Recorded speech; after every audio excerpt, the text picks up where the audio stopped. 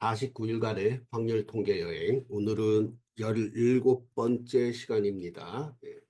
교재에서 17일차 T분포, 카이제곱 분포, 그리고 F분포에 대한 내용을 살펴보는 시간을 갖도록 하겠습니다.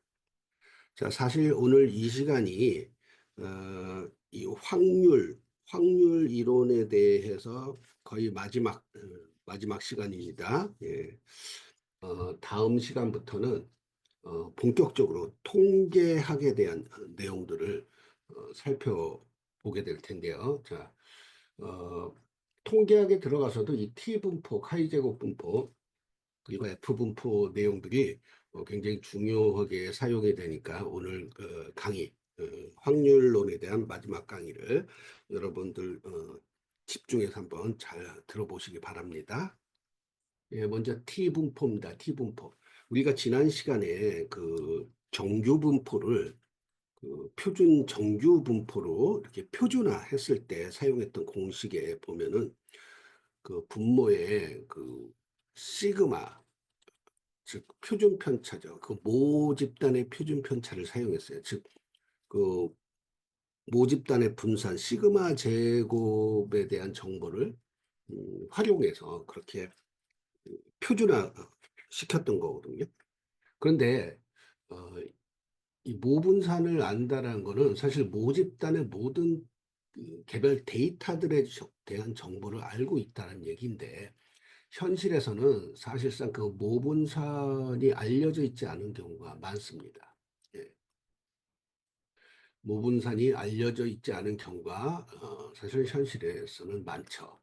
어, 그 이유는 일단 모집단 전체의 데이터를 파악하려면은 상당한 시간이 걸릴 수가 있고요. 뭐 예를 들어서 선거철이 되면은 뭐 A라는 후보와 B라는 후보 또는 A라는 정당과 B라는 정당에 대한 지지율 같은 거를 여론조사를 통해서 이제 추정을 하는데 그게 사실 그 유권자 모두를 우리 유권자가 거의 한 4천만 명 정도 되잖아요. 4천만 명 정도 되는데 4천만 명 모든 사람들한테 어느 정당을 지지하는지 또는 어느 후보를 지지하는지를 어, 물어본다, 설문조사를 한다고 하면은 그 시간도 엄청 걸릴 거고 비용도 엄청나게 들 겁니다. 예. 그렇기 때문에 대부분의 여론조사를 보면은 뭐 한 1,000명에서 3,000명 정도의 그 표본을 적절하게 채택을 해가지고 그 1,000명에서 3,000명 정도 되는 사람들한테만 물어보죠. 어느 후보나 어느 정당을 지지하는지 그걸 이제 그렇게 물어봐서 그 이 모집단 전체 그 유권자 한 4천만 명 정도 되는 사람들이 투표일에 어느 후보와 어느 정당을 지지할 것인지를 추정을 하는 거예요. 추정. 그게 실제 현실적으로 그렇게 이제 이루어진다라는 거죠. 그럴 때 사용되는 게 정규 분포가 아니라 T 분포입니다. 그래서 이 모집단에서 추출한 표본의 분산을 이용합니다. 그래서 근사적인 분포로 사용한다는 거예요. 근사적인, 그러니까 정규 분포는 아닌데 정규 분포의 거의 근사한 분포를 사용하게 되는데 그게 바로 T 분포라는 얘기입니다. 자, 표본 N이 충분히 크다면은 자, 모집단의 표준 편차인 시그마 대신에 표본의 표준 편차인 S를 사용해도 근사적으로 정규 분포가 이 Z 표준화에 의해 가지고 표준 정규 분포로 활용을 할 수 있다는 거예요. 자, 만약에 표본 N이 작다면은 표본이 이제 크지 않고 작은 경우에는 이 개별 이 표본들 X 값들이 정규 분포에서 확률 표본일 때 자유도 n-1인 t 분포를 따른다 해서 이제 이 자유도라는 이제 개념이 나오는데요. 자유도의 개념은 뒤에서 더 자세하게 이제 알아볼 건데요. 쉽게 설명을 드리면은 간단히 설명드리면은 표본에 사용된 그 개별 표본들의 개수, 표본의 개수가 표본의 개수가 n이라고 하면은 자유도는 자, 이 계산에 활용된 평균의 개수를 빼준 게, 이 표본의 개수에서 그 평균의 개수를 빼준 게 자유도예요. 그러면 어, 보통 평균은 사용된 평균의 개수는 하나죠. 그래서 n-1이 됩니다.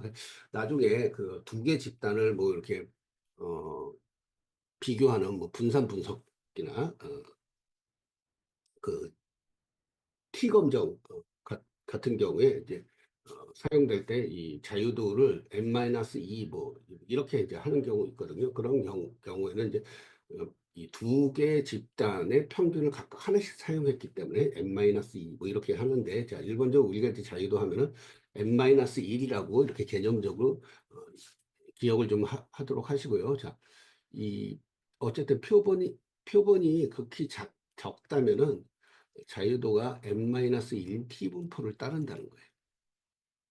자, 왼쪽에 t분포와 정규분포 곡선을 좀 비교한 그림을 그려놨습니다. 뭐 얼핏 보면은 t분포 곡선과 정규분포 곡선 거의 비슷합니다. 여기 정규분포 곡선은 요거죠. 정규분포 곡선 이겁니다. 좀 진한 점선으로 돼 있습니다. 예, 그림을 보시면 진한 점선으로 이제 돼 있고요. 자, T분포 곡선은 여기 T10, T3, T1 이렇게 이제 어, 표기된 곡선들입니다. 그래서 이 T10, T3, T1을 보면은 공통적으로 정규 분포 곡선보다는 이 봉우리가 낮죠. 낮습니다. 봉우리가 낮고요. 보면은 여기 이제 이 수치들이 뭐냐면은 이 수치들이 자유도입니다. 자유도. 자유도가 낮으면 작으면 작을수록 봉우리가 정규분포 곡선에 비해서 더 작네요. 더 작아요. 그리고 여기 또 보시면은 어떤 특성이 있냐면은 이 양쪽 끝으로 갔을 때 이걸 이제 이 곡선의 꼬리라고 얘기를 해요. 곡선의 꼬리로 갔을 때 T T분포 곡선이 정규분포 곡선보다 두껍죠, 이게. 이게 아무래도 두껍죠. 정규분포 곡선보다 두껍습니다. 자, 그래서 이 특성이 있어요. T분포 곡선의 모양은 정규분포와 같이 0을 중심으로 좌우 대칭인데, 예? 유사하게 생겼다는 얘기죠. 자, 근데 T분포의 곡선은 표준 정규분포 보다 두터운 꼬리를 갖고 있다. 좀 전에 말씀드렸죠. 그리고 자유도가 증가함에 따라, 즉 여기 이제 T1보다는 T10이 자유도가 클수록 표준 정규 분포에 접근하게 된다. 그죠? 이런 이제 특성을 갖고 있습니다. 자, T분포는 스튜던트 T 분포표라는 걸 이용해서 T 값에 따른 곡선의 면적을 구합니다. 우리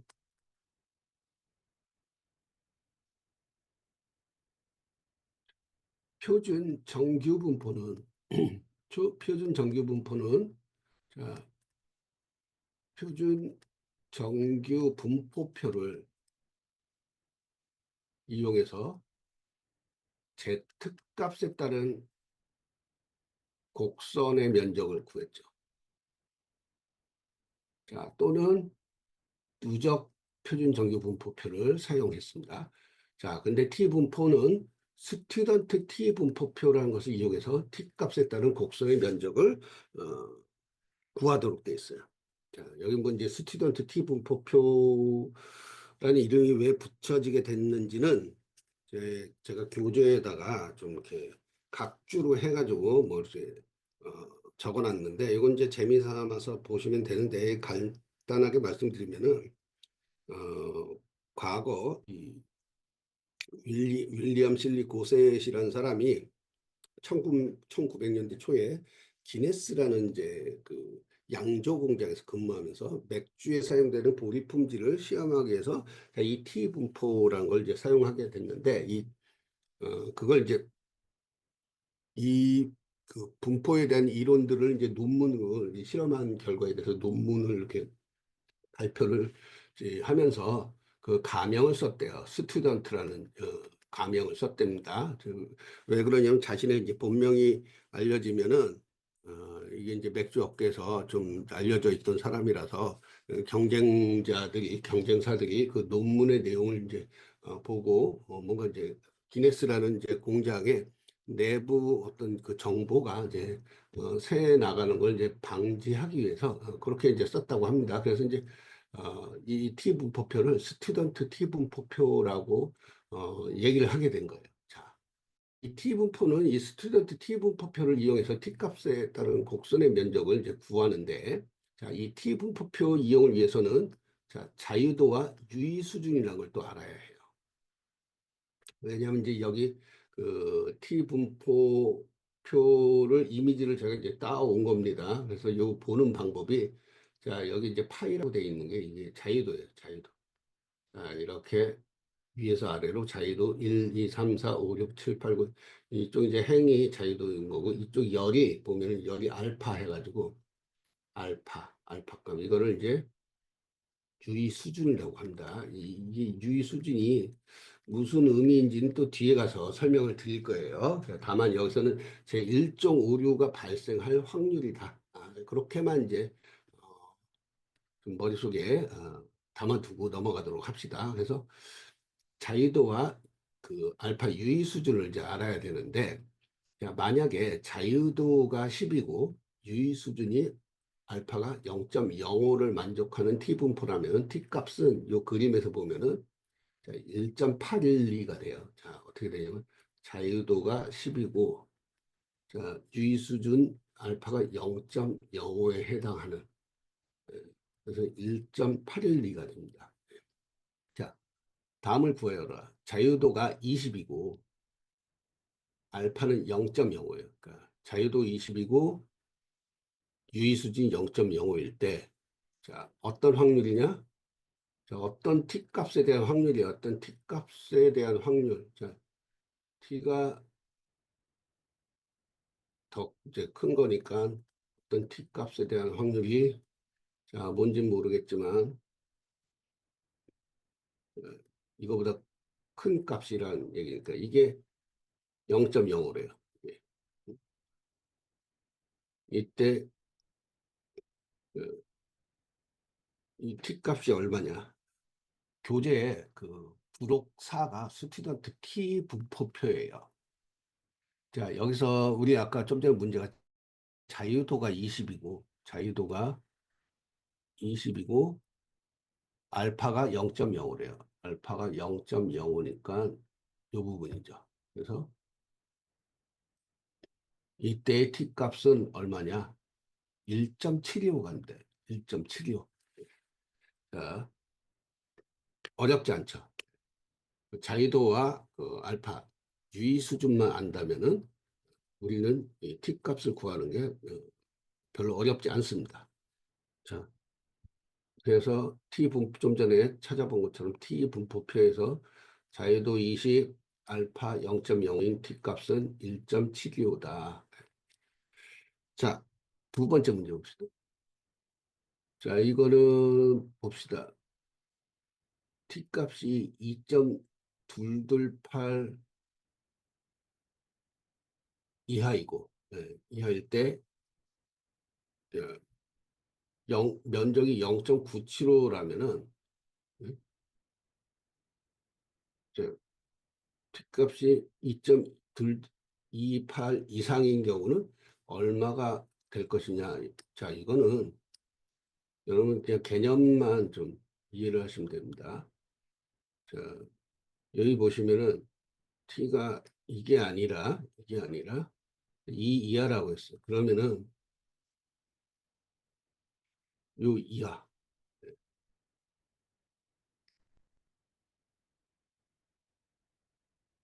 요 이하가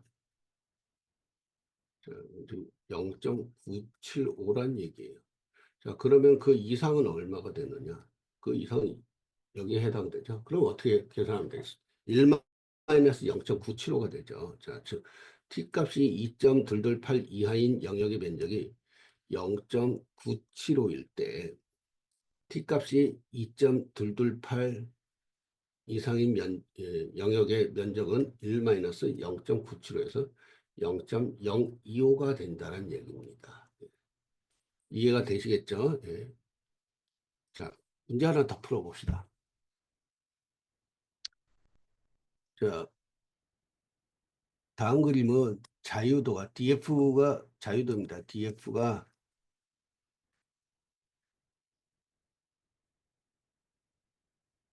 degree of freedom. 자, 이게 자유도다. 자, 이 그림은 어쨌든 그 DF가 자유도가 12인 T분포 그래프예요. 그래서 이제 좀 이따 그 T분포표 찾을 때 그 좌측에 그 각 행 중에서 12에 해당하는 그 행에 있는 열의 그 수치를 찾아볼 텐데 열은 바로 오른쪽 빗금 부분의 면적이 오른쪽 빗금 이 그림에서 자, 첫 번째 문제 오른쪽 빗금 부분의 면적이 0.0 이게 0.05가 되는 T1의 값은 얼마인가? 자, 이게 0.05라는 거는 이게 뭐냐면 알파가 0.05라는 거예요. 그 유의수준. 즉, 제1.56 발생 확률이. 자, 그러면은 좀 전에 그 DF가 12라 그랬죠. 자유도 12였습니다. 12였을 때, 자, 오른쪽 빗금 부분의 영역의 면적이 0.05라 그랬죠. 0.05니까 이렇게 됩니다. 답은 1.782가 돼요. 1.782. 자, 그죠? 1.78이 됩니다. 자, 네, 두 번째 보시죠. 두 번째 문제. 자, 왼쪽 빗금 부분의 면적이 0.1이 되는 T1의 값은 얼마인가? 네, 이것도 뭐 어렵지 않습니다. 이거는 왼쪽 빗금 부분의 면적이 0.1이 되는 T1의 값이기 때문에 자, 구한 다음에 이 T1의 값을 구한 다음에 거기다 이제 마이너스만 계산을 해주면 돼요. 자, 자유도가 12였습니다. 자, 0.1이죠. 알파가 0.1. 1.356입니다. 1.356. 자, 그러면은 여기에 마이너스 1.356. 그 부호만 바꿔주면 된다고 했습니다. 네. 이렇게 해서 마이너스 1.356으로 이제 계산이 됐고요. 그 다음에 양쪽 빗금 면적, 그 빗금 부분의 면적이 0.05가 되는 T1의 값은 얼마인가? 예. 자, 요거는 자, 양쪽 빗금 부분의 면적이 0.05이기 때문에 각각 0.025씩 2분의 1씩 나눠주면 돼요. 면적을. 그래서 어, 알파가 0.025가 되는 T1 값을 구한 다음에 각각의 부호를 플러스 마이너스 표기를 해주면 됩니다. 똑같이 자유도는 12. 자, 그리고 저, 한쪽 빗금 면적이 양쪽이 0.05였으니까 0.025가 되겠죠. 한쪽이. 자, 자, 그래서 2.179가 나왔어요. 자, 이건 플러스 마이너스 2.179. 예, 그렇게 표기를 해주면 되겠습니다.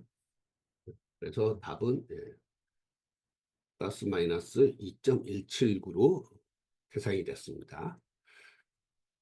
예, 이번엔 이제 카이 제곱 분포에 대해서 살펴보겠습니다. 자, 카이 제곱 분포 뭐냐? 카이 제곱 분포는 n개의 서로 독립적인 표준 정규 확률 변수를 각각 제곱한 다음에 합산해서 얻어지는 분포이다.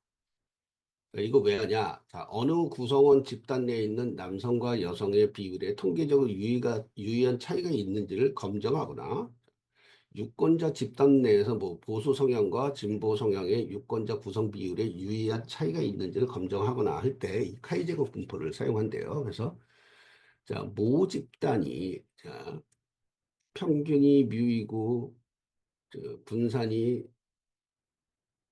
시그마 제곱인 이 모 집단으로부터 추출한 표본에 대해서 자, 카이 제곱 분포 함수는 저희 확률 밀도 함수는 어떻게 구하냐면은 자 분모는 시그마 제곱 예. 자, 그 모집단의 분산이 되겠습니다. 시그마 제곱분의 자 각각의 개별 x 값에서 그 추출한 표본의 평균을 빼줍니다. 그리고 이거를 이제 제곱을 해주는 거죠. 왜 제곱을 해주냐 하면은 제곱을 해주지 않고 서메이션 하면은 여러분 다 기억하시겠지만 이거 제로가 됩니다. 계산해 보면 제로가 되기 때문에 제로가 되는 것을 막기 위해서 자 제곱을 해준 다음에 자, 합산을 해주는 거예요. 자 이렇게 해서 구하면은 시그마 제곱분의 n-1 곱하기 자 s제곱입니다. s제곱 s제곱 이거죠. 표본의 표본의 분산이 되는. 자, 그래서 이거는 이제 자유도가 n-1인 카이 제곱 분포다라고 이제 우리가 그 정의를 할 수가 있습니다. 자, 이 카이 제곱 분포의 곡선은 자유도가 커질수록 정규 분포 곡선처럼 좌우 대칭에 근사하게 됩니다. 자, 그러니까 여기 보시면 카이 제곱 곡선은 어, 자유도가 3일 때는 지금 이 형태를 띠고 있어요. 그러니까 오른쪽으로 기울어진 형태.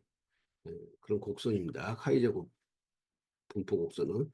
그런데 자유도가 조금씩 늘어나면서 자, 이 형태로 이렇게 갑니다. 자, DF8 정도 되면은 거의 정규 분포 곡선에 가까워지죠. 여기서 자유도가 더 늘어나면 아마도 정규 분포 곡선 수준까지 좌우로 대칭되는 수준까지 자, 이렇게 이제 변화가 될 겁니다. 이렇게 변화가 될 거예요.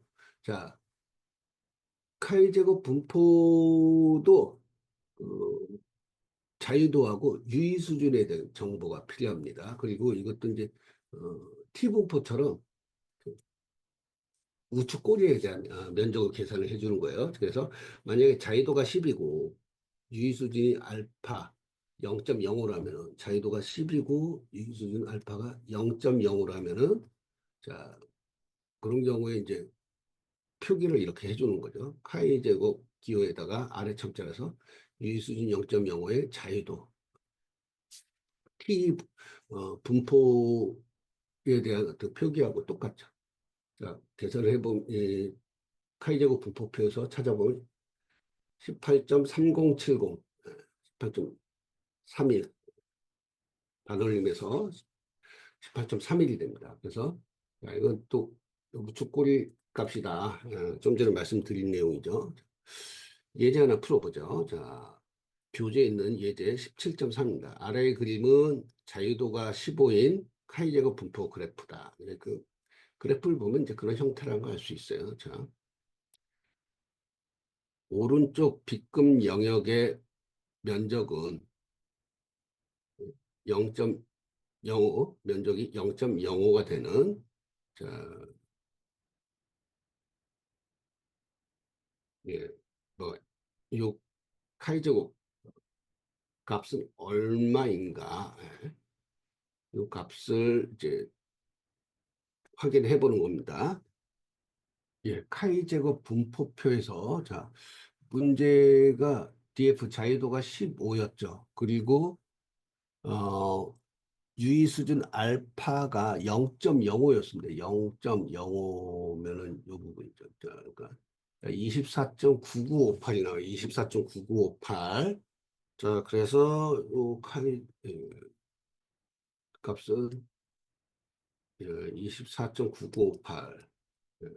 반올림에서 25라고 써놨네요. 네. 자, 두 번째에 왼쪽 B급 영역의 면적이 0.10이 되는 카이제곱 값은 얼마인가? 예. 요 문제는요. 자, 왼쪽 B급 영역이 0.10이 된다는 건 오른쪽 B급 영역이 0.90이 된다는 얘기죠. 그죠? 자, 그러면은 오른쪽 영역이 0.90이 된다는 거는 여기 보시다시피 유의수준이 0.90인 경우가 됩니다. 그래서 8.5468, 8.5468. 문제를 보면 예, 8.5468이니까 반올림했네요. 8.547로 반올림했습니다. 자, 세 번째, 양쪽 빗금 부분의 면적이 0.05가 되는 각각의 카이제곱 값은 얼마인가? 예. 이것도 한번 카이제곱 분포표를 보고 답을 확인해 보도록 하겠습니다. 자, 양쪽 빗금 부분의 면적이 0.05가 된다는 거는 일단 오른쪽 꼬리 부분은 0.025가 된다니. 0.025. 그래서 자유도 15에서 0.025에 해당하는 값이 27.4884, 27.49 정도 되죠. 자, 그리고 좌측 꼬리 쪽에서 0.025가 된다는 건 뭐예요? 예, 면적을 이제 계산해 주는 거니까 자, 카이 제곱 값은 0.975에 해당하는 값이 되겠죠. 0.97로 해당 값은 6.262 하나가 돼요.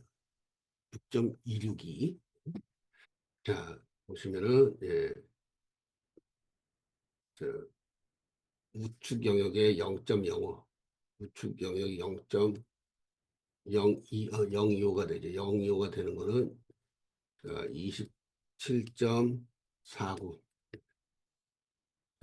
이쪽 영역 0.025가 된다는 거는 0.975가 되는 카이제곱 값을 구하는 거니까.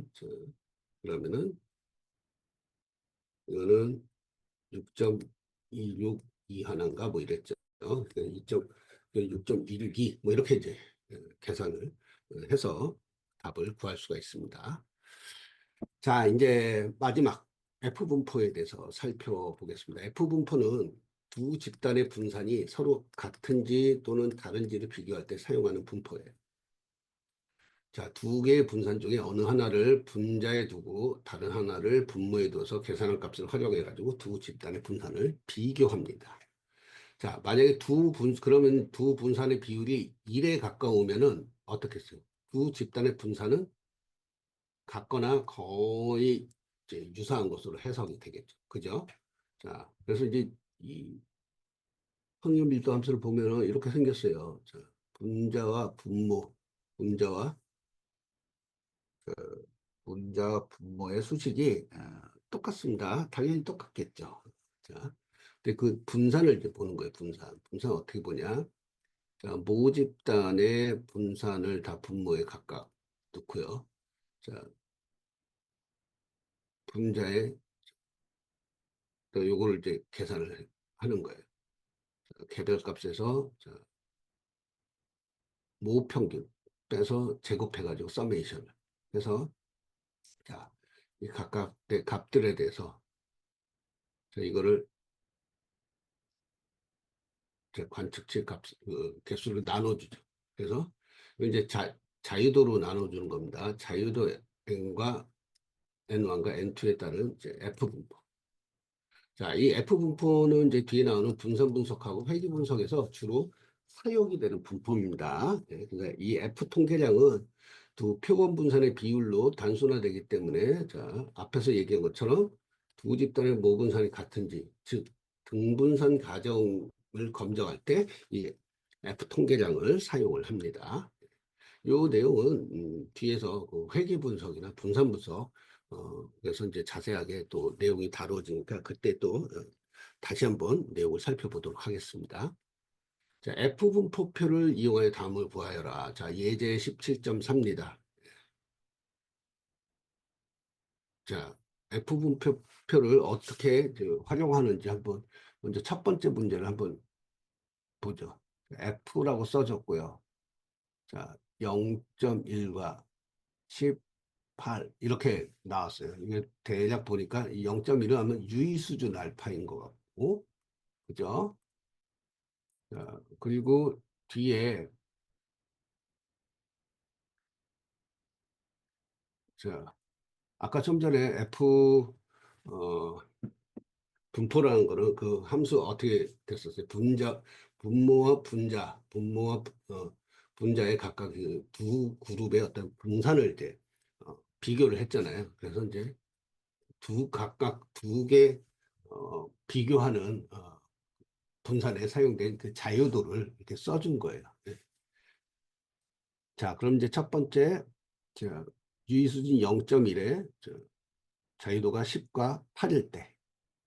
자, 이게 F분포표입니다. F분포표는요, 여러분 이제 특성이 뭐가 있냐면은, 자, 이렇게 그 유의 수준에 따라서 유의 수준별로 분포표가 구분이 돼 있어요. 자, 이거는 유의 수준이 0.101 때에, 0.101 때에 F분포표입니다. 그 우리 좀 전에 첫 번째 문제가 유의 수준이 0.101 때, 0.101 때였죠. 그리고 첫 번째 DF1이 10이었고, DF2가 8이었습니다.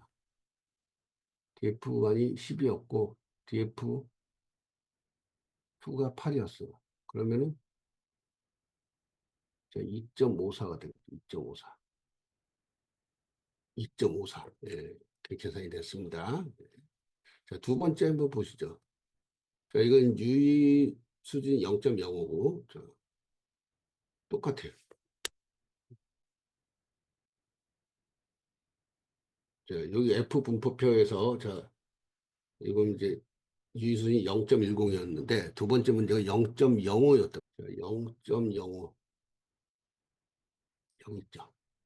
0.05에 똑같이 DF1이 자유도가 10이고 8, 3.35네요. 3.35. F 통계량이 3.3으로 3.3으로 계산이 됐습니다. 예, 세 번째 문제는 유의수준이 0.02호네요. 0.02호. 자유도는 똑같습니다. 자, 그러면 유의수준 알파가 0.025. 예, 0.025죠. 예, 0.025. 자, 10에서 8, 4.30입니다. 4.30. 자, 4.30. 예. F 통계량이. 자, 이제 마지막. 예. 유수준 0.01. 자유도는 똑같습니다. 부분표에서 0.01. 알파는 유수준 0.01. 똑같이 자유도 10에 8, 5.81. 예, 이렇게 해서 5.81. 예, 답이 이렇게 구해졌습니다. 예, 오늘은 17번째 시간이었죠. 예. T분포, 카이제곱 분포, F분포에 대해서 살펴보는 시간이었습니다. 오늘 수업 시작할 때 서두에 말씀드린 것처럼 교재에서 확률론에 대한 부분은 사실 오늘까지의 내용이 확률론에 대한 내용을 살펴보는 거였어요. 자, 특히 지난 세 차례, 오늘까지 포함해서 세 차례의 어떤 수업에서 나왔었던 그 확률 분포, 연속 확률 분포의 개념들을 여러분들 좀잘 기억하고 계셔야 하는 게 이제 다음 시간부터 본격적으로 통계학의 기본 원리부터 이렇게 살펴볼 텐데요. 자, 통계는 기본적으로 분산 분석하고